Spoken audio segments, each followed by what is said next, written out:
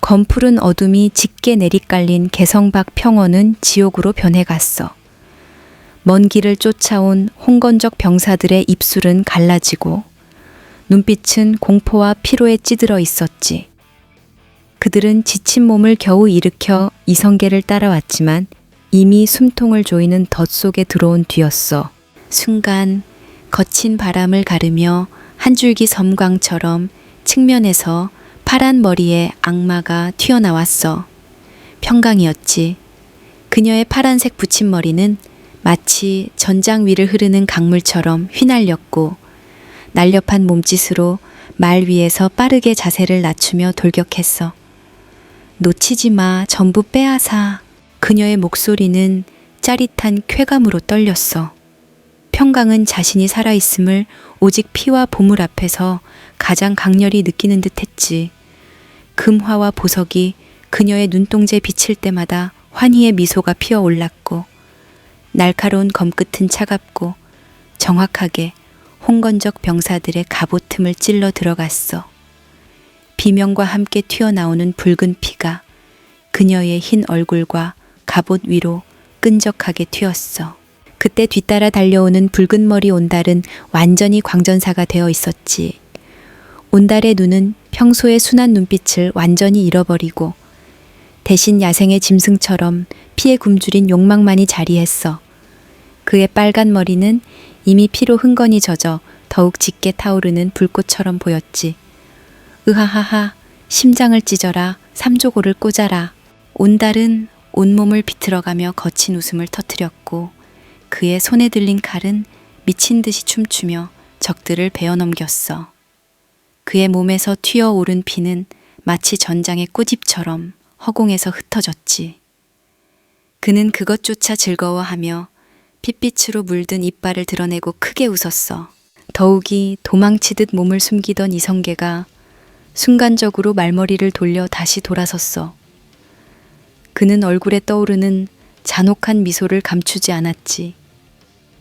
홍건적은 이제야 자신들이 단지 함정에 빠진 정도가 아니라 철저히 설계된 죽음의 그물에 갇혔다는 것을 알았어.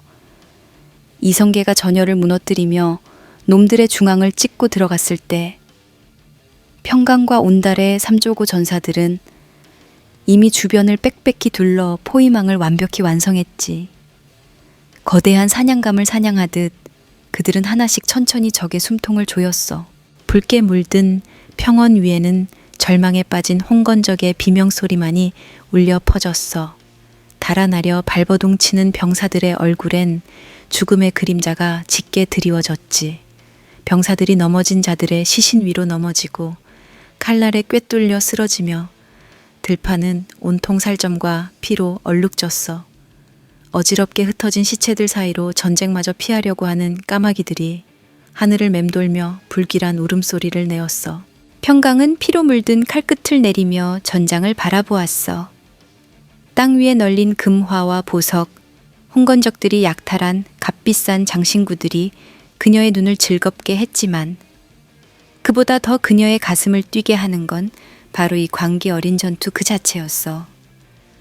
하하하, 대박이지 않아? 이게 다 우리의 것이야. 온달은 미친 듯한 웃음을 터뜨리며 피투성기가 된 채 그녀에게 다가왔어. 피로 젖은 손을 마주 잡으며 두 사람은 마치 춤을 추듯 천천히 회전했지. 이성계 역시 피 묻은 검을 내려놓으며 두 사람을 보았어. 그의 얼굴에도 잔혹한 승리의 기쁨이 짙게 배어 있었지. 그날 밤 개성 근처의 들판은 핏빛으로 짙게 물들었고 그 위에서 삼조고의 검은 깃발만이 찬란히 펄럭였어. 온통 죽음과 승리의 향기로 뒤덮인 전장은 그 어떤 지옥도 부럽지 않았지. 전장은 이미 텅 빈 황야처럼 차갑고 조용해졌어. 들판 위로 널브러진 홍건적의 시체 사이로 차가운 바람만 새우산이 불었지. 이성계는 마침내 피로 얼룩진 개성을 탈환하고 개경의 궁 안에서 공민왕 앞에 고개 숙여 칭찬을 받고 있었어. 왕은 이성계를 마치 영웅이라도 되는 양연신 칭송했지만 평강과 온달은 궁 안으로 들어가지 않았어. 그들은 성 바깥 언덕 위에서 피 묻은 보물과 약탈품들을 헤집으며 그저 즐겁게 떠들 뿐이었지. 평강은 황금 팔찌 하나를 손목에 끼우며 쓴웃음을 지었어. 온달. 왜? 온달은 피와 흙먼지가 묻은 얼굴로 그녀를 바라보며 물었어. 평강은 문득 무거운 표정을 짓고 개성 성문 쪽을 바라봤지. 우리 실수한 걸까? 뭐가? 온달은 어리둥절한 표정으로 되물었어. 평강은 무심히 땅을 발끝으로 툭툭 차며 말했지. 씨발 고려, 망하게 그냥 뒀어야 하는 거 아냐? 온달은 그녀의 말을 듣고 잠시 멈칫하다가 고개를 끄덕였어. 평강의 말엔 진심과 짜증이 함께 녹아 있었어. 온달은 한숨을 쉬며 조용히 말했지. 암만 왕건이마 미워도 외적한테 망하게 둘 순 없잖아. 평강은 입술을 삐죽이며 잠시 고민하다 다시 중얼거렸어. 그건 그렇지. 근데 정도전 저 서생이 뭘 알겠어? 저 시키가 다 갈아엎는다는데 무슨 말인지 도통 모르겠어. 정도전. 그 인물은 늘 조용한 미소를 띤 채 친절하게 말을 건넸지만 평강은 그의 가면 뒤에 숨겨진 냉혹한 욕망과 야심을 본능적으로 느꼈어. 그의 부드러운 말투와 상냥한 눈빛이 오히려 더 불편하고 찜찜했지. 온달은 미간을 찌푸리고 크게 한숨을 내쉬었어. 나도 몰라. 나만 보면 중얼중얼거리는데 진짜 미치겠어. 귀에서 피날 것 같아. 둘은 잠시 말없이 서서 찬바람을 맞았어. 개성 궁궐의 화려한 불빛은 멀리서도 찬란하게 빛났지만 그곳과 둘 사이엔 보이지 않는 깊은 협곡 같은 간격이 있었지. 궁궐은 승리와 칭송, 새로운 꿈에 젖어 있었지만 평강과 온달은 그저 냉랭한 현실을 똑바로 바라보고 있었어. 평강은 손에 쥔 황금 팔찌를 잠시 바라보다 문득 환히 웃었어. 마치 모든 것을 떨쳐내듯 다시 돈과 보물에 정신이 팔린 듯 밝은 목소리로 말했지. 그래도 우린 우리 갈 길 가면 되는 거야. 어차피 왕궁 노름 따위는 관심 없어. 그치? 온달 역시 그녀의 말에 맞장구 치듯 가볍게 웃었어. 그렇지. 어차피 왕놀이엔 관심 없잖아. 그들은 다시 보물더미를 헤치며 웃음을 나눴어. 성벽 너머 멀리 보이는 왕궁의 화려한 불빛을 등지고 서서 그들만의 세상에서 살아갈 결심을 다시 다졌지. 왕궁 안에서 무슨 일이 벌어지든 그들에게는 그저 남의 일이었고 앞으로 펼쳐질 혼란 또한 그저 먼 풍경일 뿐이었어. 1360년대의 하늘은 검게 타들어가는 잿더미 같았어. 고려는 마치 미친 듯한 폭풍의 한가운데 서 있는 느낌이었지. 홍건적의 피바람이 겨우 지나갔다 싶었는데 이번엔 북쪽에서 또 다른 폭풍이 불어닥쳤어. 원나라가 기울면서 그 틈을 노린 장수 나아추는 함경도 일대에서 독립적인 세력을 구축하고는 수시로 고려의 국경을 넘나들며 약탈과 살육을 일삼았지. 미친 거지. 진짜 제대로 미친 거였어. 개성을 뒤흔든 전쟁이 끝나고 얼마 지나지도 않았는데 다시 함경도까지 놈들이 쳐들어왔다는 소식에 평강은 말 그대로 미쳐버릴 지경이었어. 함경도는 그녀와 온달이 터전을 잡고 그동안 긁어 모아둔 보물을 숨겨둔 곳이었거든. 평강은 손끝까지 부들부들 떨며 분노의 찬 목소리로 외쳤어. 이런 씹자식들, 내 보물 건드는 새끼들은 다 뒤지는 거야. 그녀의 눈동자에 불길이 타올랐어. 그동안 손에 넣은 보석, 금화, 값비싼 물품들이 몽땅 털릴 수 있다는 생각에 가슴이 답답해 숨이 막힐 지경이었지.